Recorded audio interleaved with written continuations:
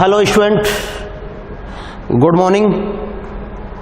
तो हमने इससे प्रीवियस लेक्चर में इलेक्ट्रिक पोटेंशियल क्या होता है, इलेक्ट्रिक पोटेंशियल डिफरेंस क्या होता है, ये हमने डिस्कस किया था और इससे रिलेटेड हमने कुछ क्वेश्चन भी किए थे। ठीक है, और उसी पोटेंशियल वाले टॉपिक को आगे बढ़ाते हुए क्रम में आज हम सबसे पहले डिस्कस करेंगे, या ये कह सकते हैं कि कैलकुलेशन करेंगे पॉइंट चार्ज के कारण इलेक्ट्रिक पोटेंशियल की कैलकुलेशन। तो भाई टॉपिक का नाम हो जाएगा, क्या है टॉपिक का name? Electric potential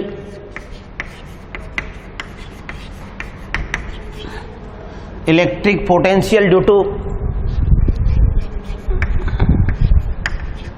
electric potential due to point charge.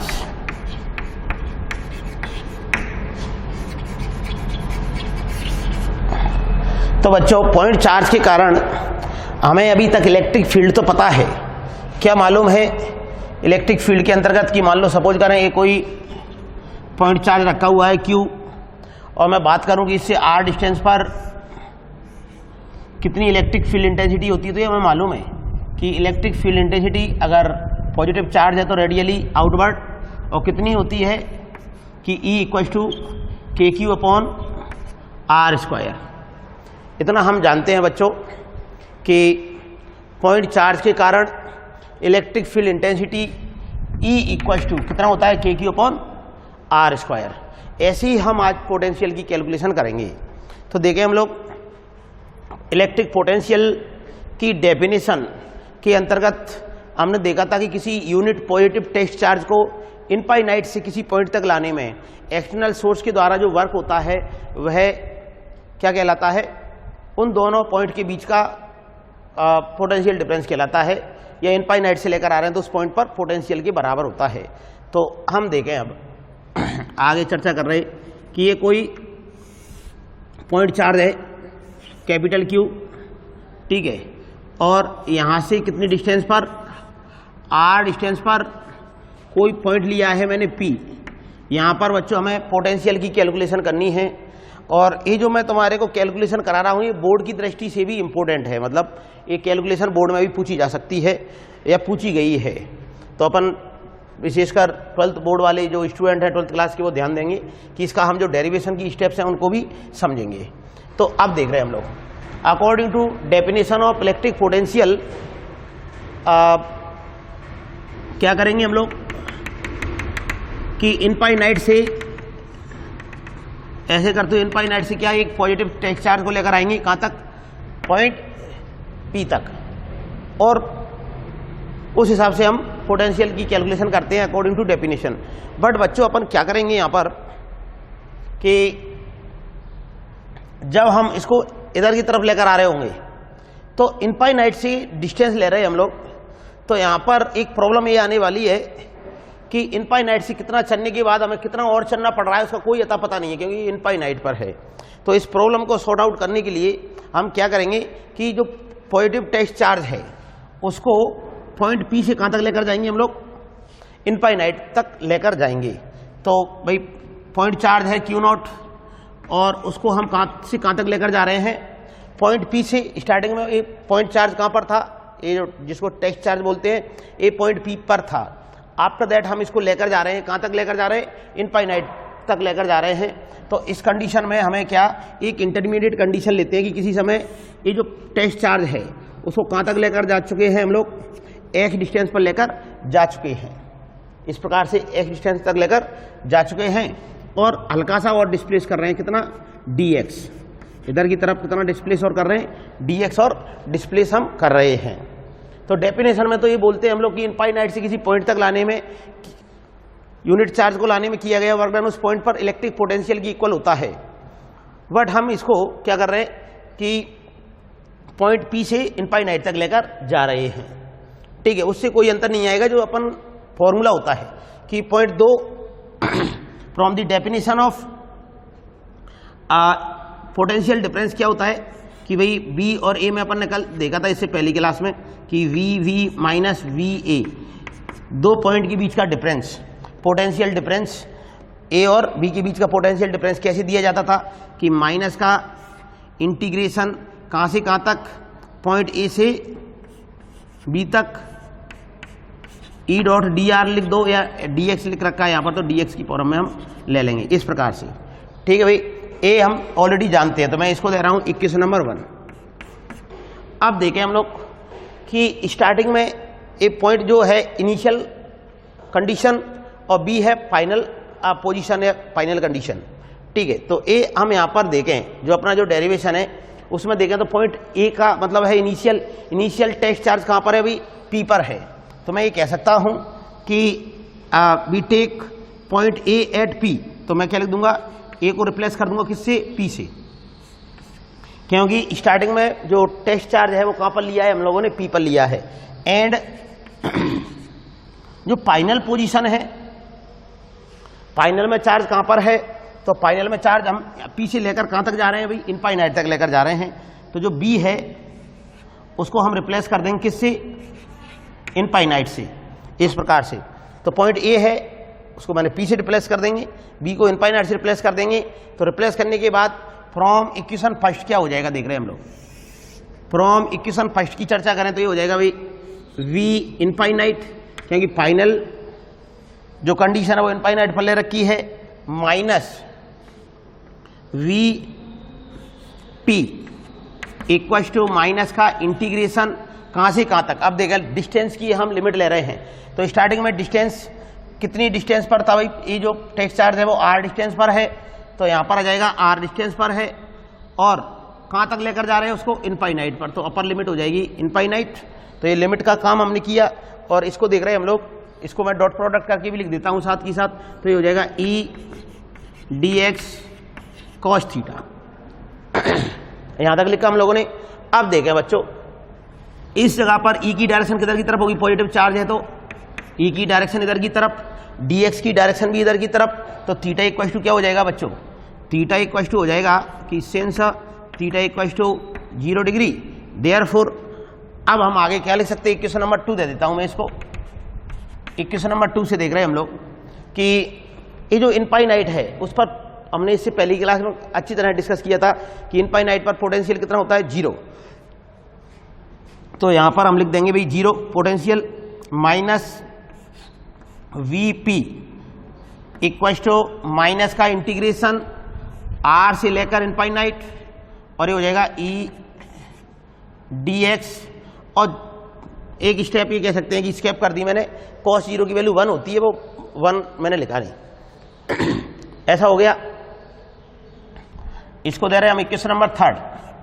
After that हमें मालूम है कि अगर किसी समय ये डिस्टेंस कितनी है, x है, तो भाई ई इक्वल टू क्या होता है कि सेंस ई इक्वल टू हो जाएगा के क्यू अपॉन एक्स स्क्वायर, के क्यू अपॉन एक्स स्क्वायर, जैसे कि अपन ने जो फॉर्मूला देखा था ये बोर्ड पर अभी लिखा भी हुआ है, आर स्क्वायर, तो आर की जगह कितनी डिस्टेंस ले रखी है हमने, एक्स, तो ये ऐसा आ गया। ए वैल्यू पुट कर देंगे हम लोग, तो ए वैल्यू पुट करने के बाद की कंडीशन क्या आएगी, मैं उसको ऊपर लिख दे रहा हूं बच्चों।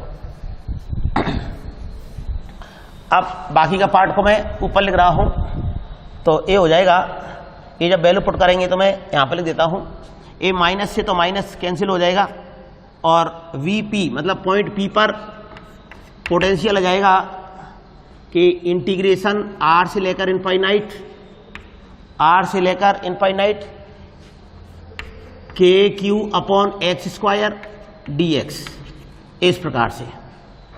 अब क्या कर रहे हैं हम लोग कि वी पी इक्वल टू के क्यू को तो हम बाहर ले लेंगे भाई, एक कांस्टेंट है उनको बाहर ले लेते हैं, तो के क्यू को बाहर ले लिया, अंदर क्या रह जाएगा, अंदर रह जाएगा आर से लेकर infinite 1 upon x square D x. ठीक है भाई, आगे 1 अपॉन एक्स स्क्वायर का अपन इंटीग्रेशन करना चाह रहे हैं, तो ये हो जाएगा कि वी पी इक्वल टू के क्यू इंटीग्रेशन। अब इंटीग्रेशन करने के लिए इसको क्या एक्स की पावर एन की फॉर्म में लिखेंगे, तो ये क्या हो जाएगा, ऊपर ले जाकर लिखा, तो ये हो जाएगा एक्स की पावर -2 डी एक्स। ठीक है बच्चों, तो भाई आगे सॉल्व करते हो जाएगा के क्यू, ए पावर में एक जोड़ा, पावर में जोड़ने के बाद जो पावर है उसका डिवाइड करते हैं तो ये हो जाएगा माइनस का 2 + 1 अपॉन माइनस का 2 + 1। इस टाइप की का इसका इंटीग्रेशन हो जाएगा।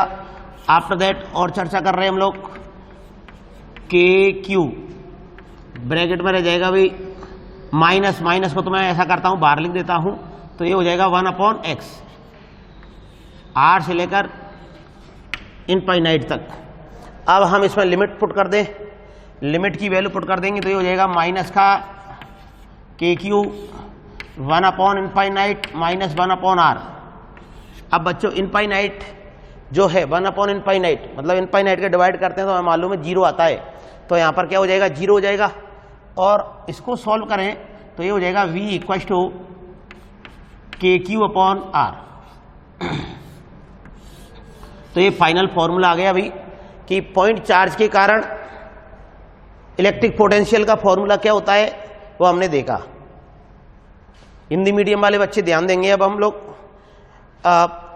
कि हम किसी बिंदु आवेश के कारण विद्युत विभव की गणना कर रहे हैं, तो विद्युत विभव की जैसे परिभाषा हमने पढ़ी है कि किसी एकांक परीक्षण आवेश को अनंत से विद्युत क्षेत्र किसी बिंदु तक लाने में किया गया कार्य क्या होता है, विद्युत विभव के बराबर होता है। तो अपन को विद्युत विभव की कैलकुलेशन करने के लिए, गणना करने के लिए क्या किया, हम लोगों ने क्यू चार्ज लिया और उससे r दूरी पर पॉइंट P लिया जहां पर हम पोटेंशियल की कैलकुलेशन करेंगे।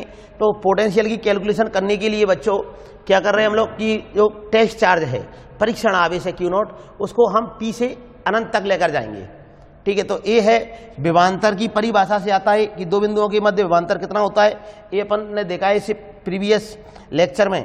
तो इसमें क्या करेंगे कि हम बिंदु P से स्टार्टिंग करके कहाँ तक लेकर जा रहे हैं, अनंत तक। तो ए को हम रिप्लेस कर देंगे, मतलब ए की जगह क्या लिख देंगे हम P, और कहाँ तक लेकर जा रहे हैं, अनंत तक। तो B कहाँ पर चला जाएगा भाई, अनंत पर चला जाएगा। तो इसमें हमने ए रिप्लेस किया। ठीक है, आफ्टर दैट इसको हम डॉट प्रोडक्ट करते ही हैं, अदिश गुणा किया तो ऐसा आ गया। अब यहां पर देखा हम लोगों ने E और dx क्या है बच्चों, E और dx पैरेलल हैं, समांतर हैं। तो मैंने यहां पर थीटा की वैल्यू 0 लिख दी, ए 0 लिख दी है। अनंत पर जो विभव होता है वो 0 होता है। तो इस प्रकार से मैंने देखा। अब हमें मालूम है कि बिंदु आवेश के कारण विद्युत क्षेत्र की तीव्रता क्या होती है, विद्युत क्षेत्र की तीव्रता होती है KQ/x², और KQ/x² को हम क्या करेंगे कि ए वैल्यू पुट कर देंगे यहाँ पर। ठीक है, तो बाकी का पार्ट मैंने यहाँ लिख रखा है कि पॉइंट P पर जो विद्युत विभव है वो कितना हो जाएगा, ऐसा हो जाएगा। अब समाकलन कर रहे हैं हम लोग, तो जो नियतांक होते हैं उनको बाहर ले लेते हैं और फिर इस टाइप से समाकलन करेंगे। इसको x⁴n के रूप में लिखने के लिए मैंने क्या किया, इसको ऊपर लेकर गया। तो ये हो जाएगा x², और घात में एक जोड़ा, और जोड़ने के बाद जो घात बनती है उसका मैंने भाग लगा दिया कि यहाँ पर x⁻−1 बचेगा, उसको मैंने नीचे लाकर पॉजिटिव बना दिया।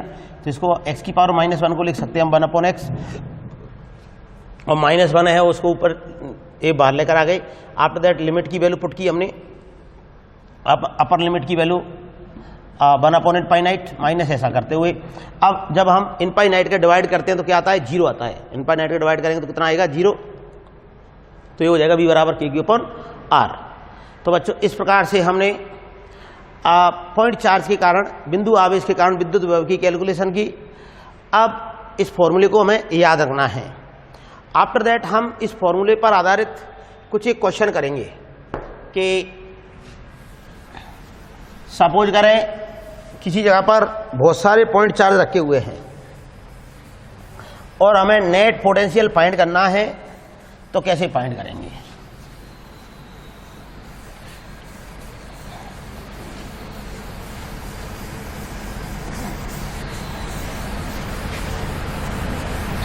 अच्छा, ये जो फॉर्मूला आया है अपना, उसमें जो Q है वो विद साइन लेना है बच्चों। अगर प्लस का Q है तो प्लस लिखना है, और माइनस का है तो माइनस वाला साइन लेते हुए अपन को इस फॉर्मूले का यूज करना है। मतलब ये स्केलर क्वांटिटी है, तो जैसे भी चार्ज प्लस का है या माइनस का है वही साइन हमें यूज करना है। अब देखो, अगर किसी रीजन में किसी जगह पर ज़्यादा चार्ज रखे हुए हैं तो हमें नेट पोटेंशियल किस टाइप से फाइंड करेंगे। तो तो नेट पोटेंशियल कैसे फाइंड करेंगे भाई कि नेट पोटेंशियल पी बी बराबर हो जाएगा पहले चार्ज के कारण प्लस दूसरे चार्ज के कारण प्लस तीसरे चार्ज के कारण plus so on envy charge के कारण। तो ऐसे हम पोटेंशियल या विद्युत विभव ज्ञात करेंगे। तो देख रहे हैं हम पहला क्वेश्चन ले रहे, क्या है पहला क्वेश्चन, बिल्कुल सिंपल सा क्वेश्चन है कि ये समबाहु त्रिभुज है, इक्विलेटरल ट्राइंगल है, कितनी साइड का, स्मॉल ए भुजाकार, ठीक है, ए बी एंड सी नाम दे दूं मैं इसका। इस पर तो रखा हुआ है भाई क्यू चार्ज, इस पर रखा हुआ है 2q चार्ज और इस पर रखा हुआ है 3q चार्ज, ठीक है। कितने चार्ज ऐसे चार्ज रखे हुए हैं और मेरे को बताना है कि इसके सेंटर पर, एक इक्विलेटरल ट्राइंगल के सेंटर पर कितना पोटेंशियल रहेगा, जबकि इसकी भुजा कितनी है, साइड स्मॉल ए है। तो भाई जैसे कि अभी बात कर रहे थे कि कितने चार्ज हैं, भाई 3 चार्ज हैं, तो मैं बी नेट को क्या लिख सकता हूँ, बी जो है टोटल ये हो जाएगा V1 पहले चार्ज के कारण प्लस दूसरे चार्ज के कारण प्लस तीसरे चार्ज के कारण। ऐसे हमने देखा। अब इसमें देख रहे, क्या देख रहे बच्चों कि ये जो डिस्टेंस है इसकी अपन को रिक्वायरमेंट होगी, क्योंकि आवेश से चार्ज से दूरी कितनी होती है हमें मालूम होना चाहिए। तो ये है a/√3। तो भाई पहले चार्ज के कारण कितना हो जाएगा, ये v बराबर ये हो जाएगा KQ अपॉन R, ये जो फॉर्मूला था ना KQ अपॉन R, तो R की जगह कितना लिख देंगे हम लोग, R की जगह लिख देंगे 1a/3। तो ये हो जाएगा a/3 प्लस दूसरे के कारण देख रहे KQ, Q कितना है भाई 2Q है, और डिस्टेंस कितनी हो जाएगी, डिस्टेंस तो उतनी रहेगी यार, a/√3 प्लस KQ, Q कितना है 3Q, और R की जगह क्या लिख देंगे a/√3। ऐसे करते हुए अब आफ्टर दैट हम आगे चर्चा कर रहे हैं, इसमें से कुछ कॉमन आ रहा है क्या, कि बहुत कुछ कॉमन आ रहा है। तो देख लेंगे हम, √3 ऊपर चला जाएगा तो √3 KQ अपॉन ए मैंने कॉमन ले लिया बच्चों, तो अंदर क्या रह जाएगा कि √3 KQ अपॉन ए ले लिया, तो यहाँ पर 1 रह जाएगा, यहाँ पर 2 रह जाएगा, यहाँ पर 3 हो जाएगा, ठीक है। इसको ऐड करेंगे तो ऐड करने के बाद अपना रिजल्ट आएगा फाइनली कितना, कि 6√3 KQ अपॉन स्मॉल ए। तो ए रिजल्ट आ जाएगा अभी इस क्वेश्चन का, ठीक है। और देख रहे हैं हम लोग आगे नेक्स्ट क्वेश्चन। नेक्स्ट क्वेश्चन के लिए बच्चों हम एक स्क्वायर ले रहे हैं।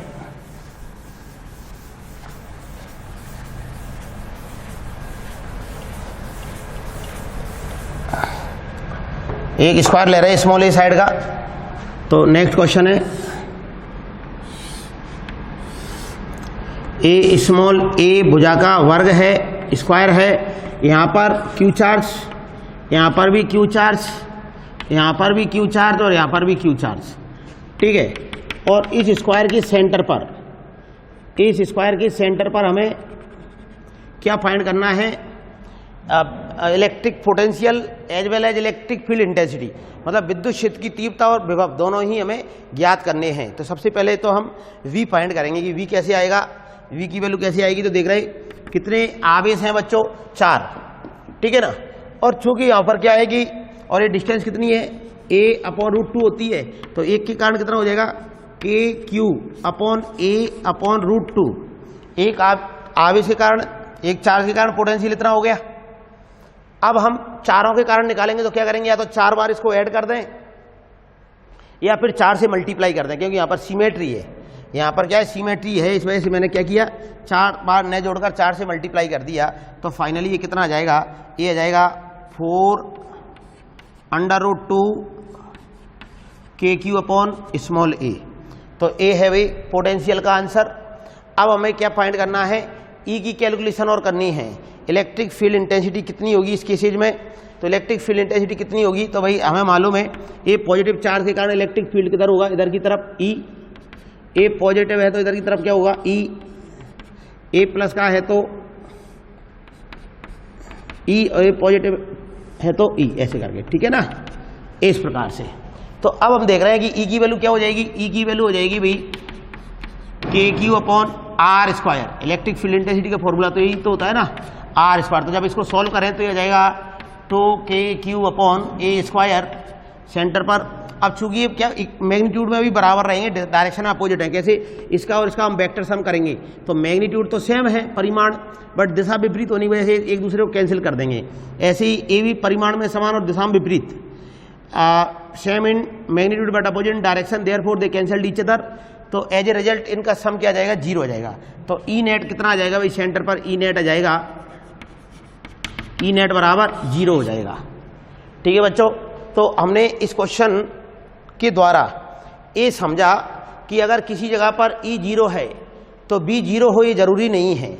इस क्वेश्चन से क्या देखने को मिला कि अगर किसी जगह पर ई 0 है, जैसे कि इस केस में ई 0 है बट बी 0 नहीं है,